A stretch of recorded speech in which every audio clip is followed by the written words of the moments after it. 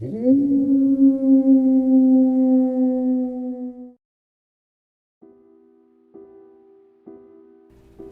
you go into this one tiny, dingy one-story bar in Paris, and the right bartender is behind the counter that night, you might be able to see a very exclusive gallery showing of the lost works of one Henri Beauchamp. But to get in, you have to prove you're a devotee of the artist. You'll be asked in clear and perfect English, what would you like to partake of this glorious night? Answer, absinthe, no matter what. Any other drink from whiskey to water will kill you as you sleep. The next question will regard the type, and you must answer one of two things. The stuff that man himself could not bear to take, or the good stuff, the best stuff. If you ask for any other absinthe, in any other way, you will be plagued by nightmares for 13 days. Each night's dream will be more horrible than the last, until, upon the 13th dream, your nightmare will follow you every moment of your waking and sleeping life. Don't try and cheat the barkeep. The door locked behind you. You have to drink what he gives you, doom or not. That such a powerful man granted you audience should be enough. Besides, I've heard that the dying complimented his drinks on their death throes. If you make it that far before sealing your fate, the bartender will say, "Be sure you handle this with care. This is the finest I have." From here, you may do one of two things. Say, word for word, "I overestimated my fortitude, and I bid you good eve." If the barkeep nods, you may leave the door you entered, unharmed and with nothing gained, and nothing lost, except the time spent inside. Or, you can go on. You will be given a glass with a 7-sided rim, with each side twisting ever so delicately around the basin until forming a sleek and simple handle. You will also receive a very, very, very special absinthe spoon in the shape of a key. The holes at the key's top serve as the draining point for the alcohol to pour over the sugar cube.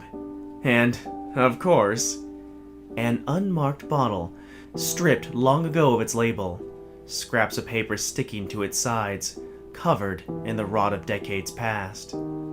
The spoon is completely flat, but has two distinct sides, one with a groove all in the shaft of the key, and one without.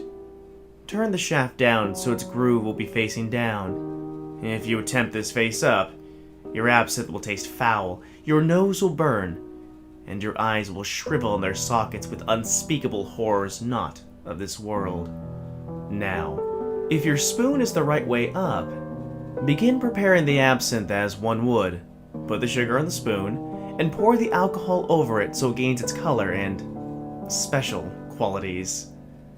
Say cheers to your friend the barkeep, and bottoms up.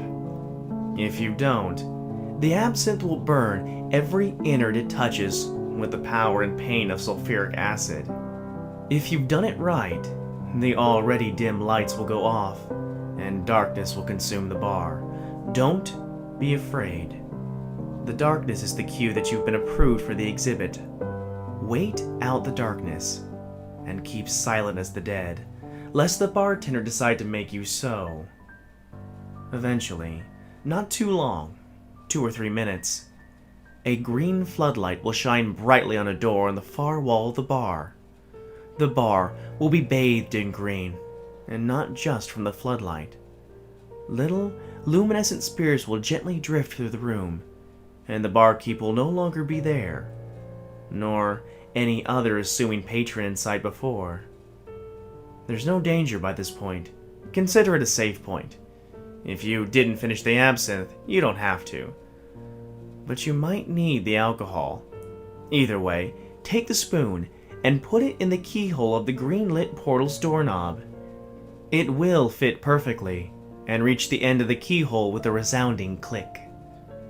Inside is a small elevator with the most beautiful woman any mortal eyes can imagine, bathed in the green glow in just such an angle that the light refracts beyond her into the shape of wings. The green fairy herself will ask you, "Going up?" And considering all the trouble you went through, it would only make sense to say yes.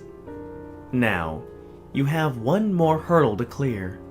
She will ask you, as you cross the line from the bar to the compartment, how would you compare Beauchamp's surrealism to that of, say, René Magritte? For your reply, you must say, "I've come to see more than art tonight."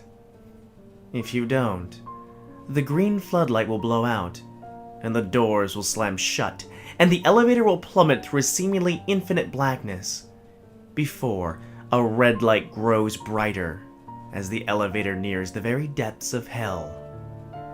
Now, if your elevator begins to go up, the green light will also fade, but in its place will be the cool glow of the moon.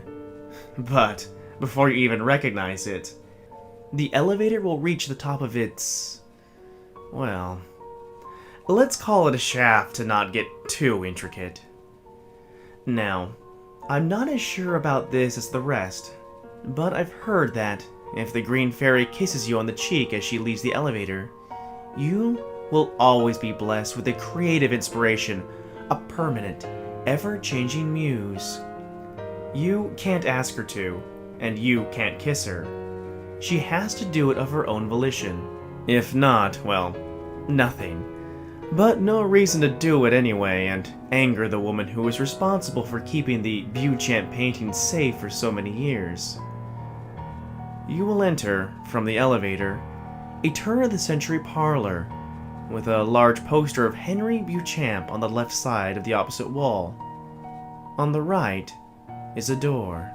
Taking the time to read the poster is a fairly good idea, as it explains the very significance of Monsieur Beauchamp. You see, he was a struggling surrealist in the 1920s, always making art to try to be free of all premeditation, and managed to do so. You see, after one night in a tiny, dingy, one-story bar in Paris, he began to paint patterns. First, it was geometric patterns, then complete fractals, then images that will be in the newspaper the next day, then next week, then 50 years from now, 100 years in the future, 200 years in the past. Then, on his last night of his life, he kidnapped 3 young girls from their homes at night, murdered them, and painted his finest masterpiece in reds and yellows with the blood and bile of virgins. He committed suicide immediately after painting exactly 13 of these. These are behind the door.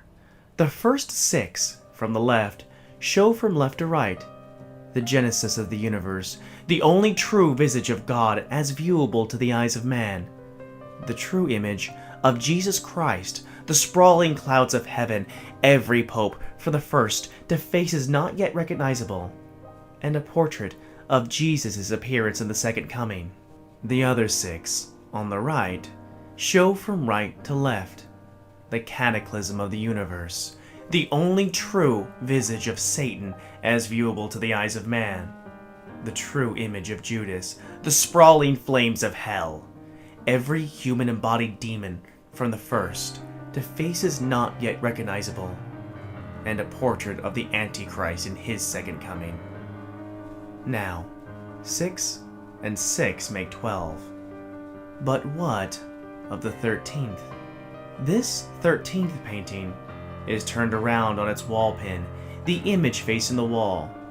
The space around it is roped up at a very wide diameter, and under the flipped image is a sign in 3 languages.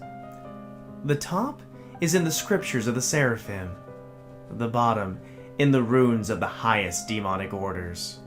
And in the middle, in Roman letters, do not touch.